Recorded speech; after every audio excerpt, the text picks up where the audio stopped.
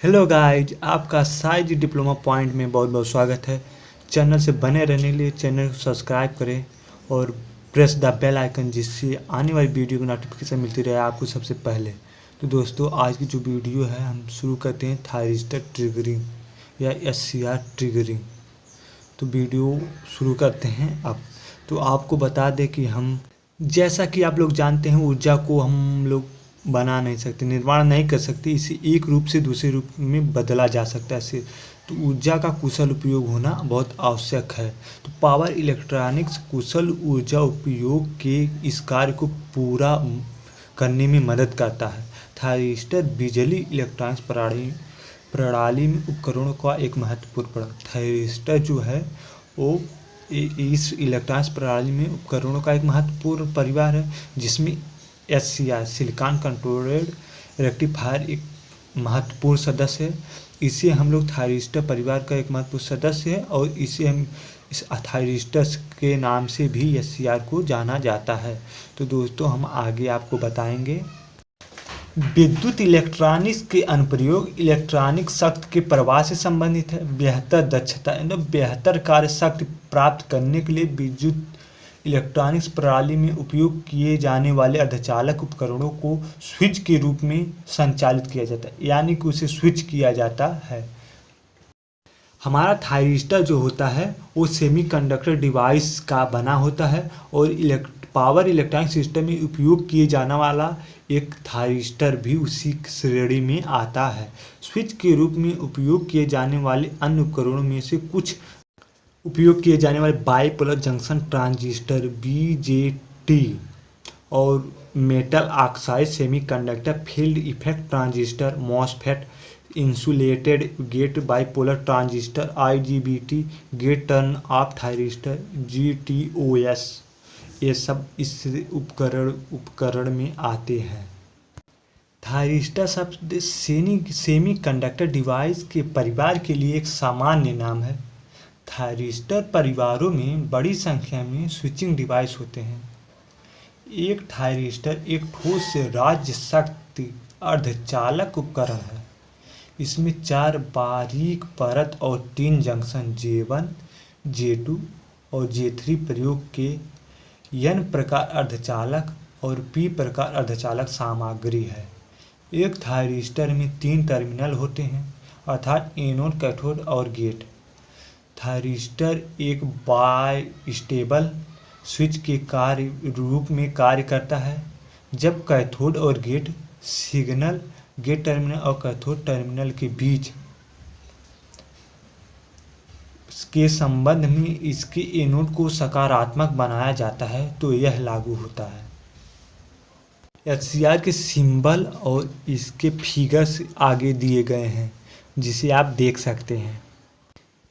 इसके जो सिंबल है, एक तरफ एनोड, एक तरफ कैथोड और बीच में गेट लगा हुआ है।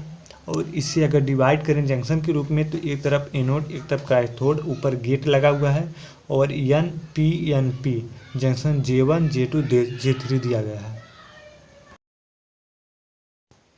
ट्रिगरिंग का मतलब है कि किसी डिवाइस को उसकी आप स्थिति से चालू करना। एक थायरिस्टर के चालू होने से तात्पर्य थायरिस्टर से है। इसके माध्यम से बहने वाले एनोड करंट को बढ़ाकर थायरिस्टर को चालू किया जाता है। एनोड करंट में वृद्धि कई तरीकों से हासिल की जा सकती है। ये 5 प्रकार से ट्रिगर किए जा सकते हैं। Number 1 voltage triggering, number 2 thermal triggering, number 3 light triggering, number 4 dV/dt triggering, number 5 gate triggering. तो हम शुरू करते हैं नंबर 1 वोल्टेज थायरिस्टर ट्रिगर।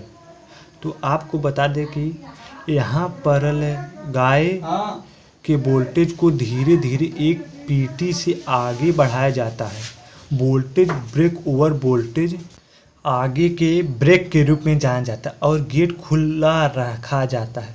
यह विधि पसंद नहीं की जाती है क्योंकि थायरिस्टर को चालू करने के दौरान यह बड़े वोल्टेज और बड़े प्रवाह के साथ जुड़ा होता है, जिसके परिणाम स्वरूप भारी बिजली की हानि होती है और डिवाइस क्षतिग्रस्त हो सकता है। और अगर हम ब्रेक ओवर वोल्टेज करते हैं तो जो हमारा डायोड होता है वो ख़राब हो सकता है गेट। और नंबर 2, थर्मल थायरिस्टर ट्रिगर।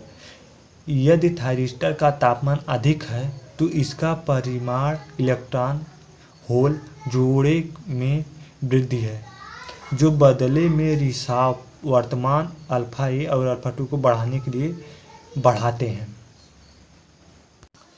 पुनर्योजित कार्यवाही इकाइयों को बढ़ाती है। अल्फा 1 प्लस अल्फा 2 और थायरिस्टर को चालू किया जा सकता है। इस प्रकार की टर्न को प्राथमिकता नहीं दी जाती है क्योंकि इससे थर्मल टर्न दूर हो सकता है और इसलिए इसे टाला जाता है।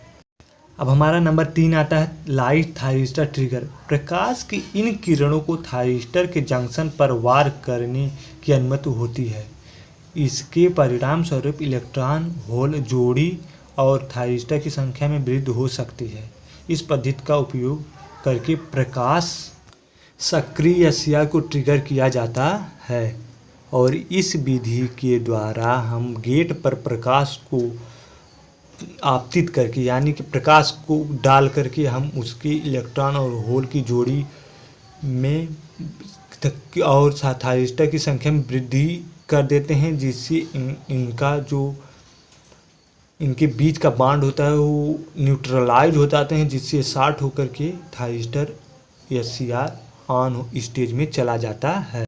अब आता है हमारा नंबर 4 dV/dt ट्रिगरिंग। यदि कैथोड वोल्टेज के लिए एनोड के बढ़ने की दर अधिक है तो कैपेसिटिव जंक्शन के माध्यम से चार्जिंग वर्तमान थायरिस्टर को चालू करने के लिए पर्याप्त है। वर्तमान चार्जर का एक उच्च मूल्य थायरिस्टर को नष्ट कर सकता है, इसलिए डिवाइस को उच्च TD के खिलाफ संरक्षित किया जाना चाहिए। अब आता है हमारा number 5 gate triggering. Thyristor trigger की इस विधि को व्यापक रूप से नियोजित किया जाता है क्योंकि थायरिस्टर गेट ट्रिगर पर आसानी C8 नियंत्रित हमें जब चाहे हम थायरिस्टर की बारी करने की अनुमति देता है। यहाँ हम थायरिस्टर के लिए एक गेट सिग्नल लागू करते हैं। जब फाटक सिग्नल इसे लगाया जाएगा तो फॉरवर्ड बायस्ड थायरिस्टर चालू हो जाएगा। एक बार जब थायरिस्टर का संचालन शुरू हो जाता है तो गेट डिवाइस पर अपना नियंत्रण खो देता है और थायरिस्टर का संचालन जारी रहता है। इसका कारण पुनर्योजी कार्रवाई है जो गेट सिग्नल लागू होने पर थायरिस्टर के भीतर होती है। जब थायरिस्टर आगे पक्षपाती होता है और गेट को कैथोड टर्मिनल के बीच पॉजिटिव गेट वोल्टेज लागू करके एक गेट सिग्नल इंजेक्ट किया जाता है तो थायरिस्टर चालू होता है। आप इस फिगर में देख सकते हैं कुछ इस प्रकार इसके डायग्राम होते हैं। dV/dt ऊपर दिया गया है, नीचे TD दिया गया है और TR है। यहाँ पे IG करंट है।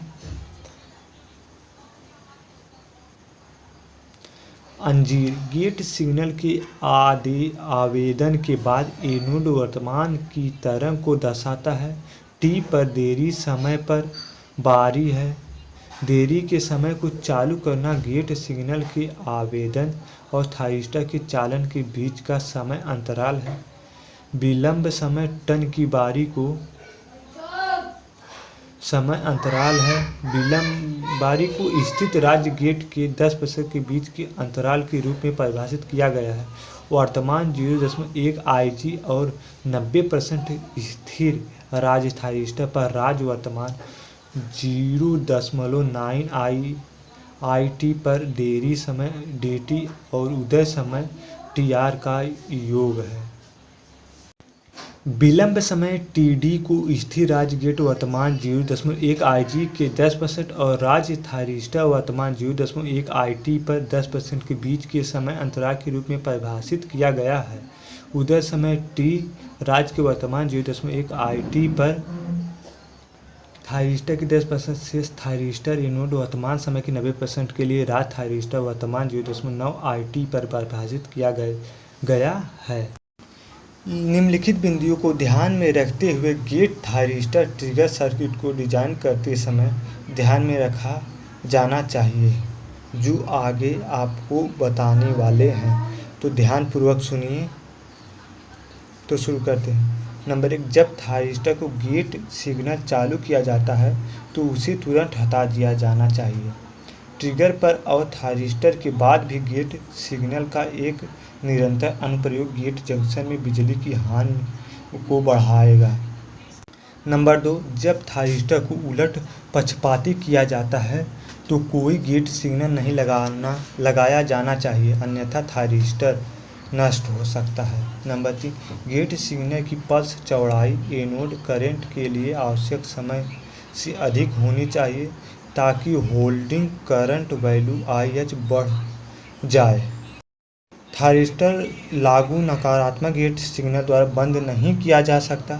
थायरिस्टर के प्रवाहकत्व को रोकने के लिए हमें थायरिस्टर के माध्यम से बहने वाले एनोड को वर्तमान स्तर से नीचे के स्तर तक लाना होगा। होल्डिंग करंट को न्यूनतम सिग्नल एनोड के रूप में परिभाषित किया जा सकता है, जिसके लिए आवश्यक है कि बिना गेट सिग्नल के नीचे की ओर राज्य में थायरिस्टर को बनाए रखा जाए, जिससे थायरिस्टर चालन बंद हो जाता है। तो दोस्तों, आज की वीडियो में इतना ही। मिलते हैं नेक्स्ट वीडियो में। तब तक के लिए आप हमारे चैनल को अभी तक सब्सक्राइब नहीं किए हैं तो सब्सक्राइब कर लें और बेल आइकन दबा दें, जिससे और भी वीडियो की नोटिफिकेशन आपको मिलती रहे सबसे पहले। तो वीडियो देखने के लिए बहुत बहुत धन्यवाद। और दोस्तों, और हम उम्मीद करते हैं कि आप लोगों का दिन अच्छा होगा। जैसा कि चल रहा है लॉकडाउन का माहौल, तो आप लोग घर पर पढ़िए, घर पे रहिए और घर पे आपको पढ़ने की सामग्री मिलती रहेगी इस चैनल से। तो दोस्तों, मिलते हैं नेक्स्ट वीडियो में।